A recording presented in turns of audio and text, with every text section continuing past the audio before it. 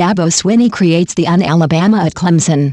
Not long after Clemson coach Dabo Swinney learned his top-ranked Tigers would face Alabama in the college football playoff semifinals on January 1, he offered a playful complaint. "I can't seem to get away from these guys, as hard as I try," Swinney said. One could forgive any frustration on his part. Clemson has played Alabama, the dominant program of this era, in the past 2 national title games, with each team winning one of the extremely close contests. But Swinney's characteristically folksy remark actually masked a crucial truth. Swinney really has tried to get away from those guys. He has turned his program into the anti-Alabama, and in the process has lifted Clemson, what by many rights should be just another Southern school that likes football, to a competitive level unmatched by any other. Except, of course, Alabama. That makes Clemson a notable outlier. With 4 national titles in the past 8 seasons, Alabama under coach Nick Saban represents college football's gold standard, and most rivals have tried to ape it to beat it. There are dozens of head coaches knocking around college football who have copied Saban's joyless exterior, CEO mentality, fanatical devotion to detail and button-down professionalism, all the more conspicuous in an amateur pastime. Rivals have constantly sought out the next best thing. 4 former Saban assistants are now head coaches in Alabama's own Southeastern Conference, including Jeremy Pruitt, the current Alabama defensive coordinator who was named Tennessee's head coach earlier this month, and Kirby Smart, who has Georgia in the playoff in his second year in Athens. Continue reading the main story-related coverage. On college football playoff, Alabama is in, Ohio State is out December 3, 2017. What does a college pay for its football coach? It depends on how many it's paying. September 8, 2017. Clemson 35, Alabama 31. Clemson upsets Alabama to win the college football championship January 10, 2017. The Saban formula centers on the process, a philosophy that emphasizes correct play over wins and losses, while conveniently leading to oodles of wins, an insatiable quest to pluck the very best prospects from across the country, with Crimson Tide starters hailing from Florida and Texas, New Jersey and Maryland, Iowa and California, and a sales pitch in which a former NFL head coach pledges to prepare recruits for the next level. But as so many teams have tried to catch up to the Crimson Tide, Swinney, an Alabama alum who at 48 is a generation removed from the 66-year-old Saban, has gone his own way. He has displayed actual joy at winning. He has focused on recruiting locally. And he has embraced Clemson's quirky side, its out-of-the-way location, its goofy fans. They love to put little tiger tails on their trucks, making his program a stark contrast to Alabama and its countless imitators.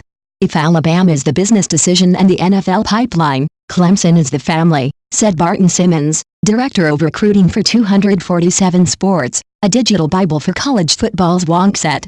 Dabo Swinney presents his program in a very different light than you see at the more traditional powerhouses.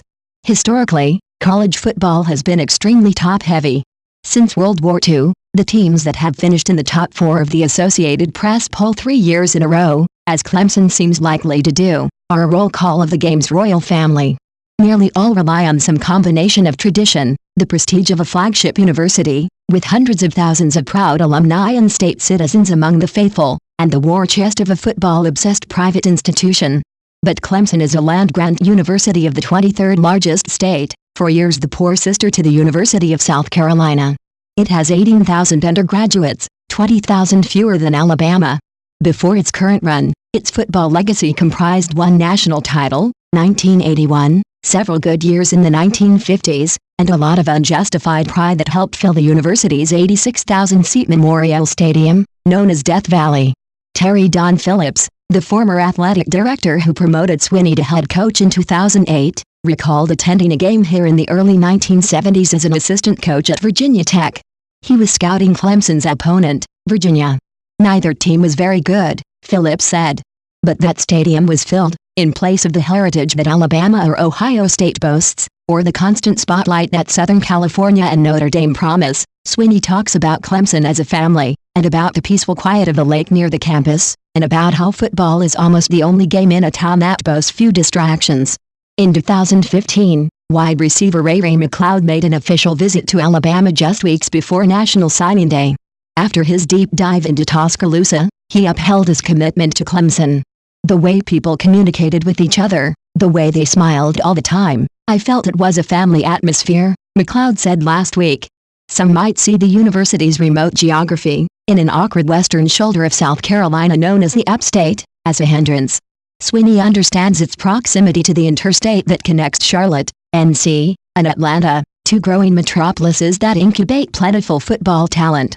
There's enough good players within 300 miles of Clemson, SC, to stock an NFL team, said Vic Koenning, formerly a Clemson defensive coordinator. The Tigers can stretch their paws when they want to. Last week they got the commitment of a top offensive lineman from near Cincinnati and nabbed one of Florida's best players, but just 5 states were represented among its 15 signees this month. Alabama's 15 signees last week came from 10 different states. Rattling off a list of nearby states that are among the best for recruiting in the country, Swinney said, "That's our bread and butter."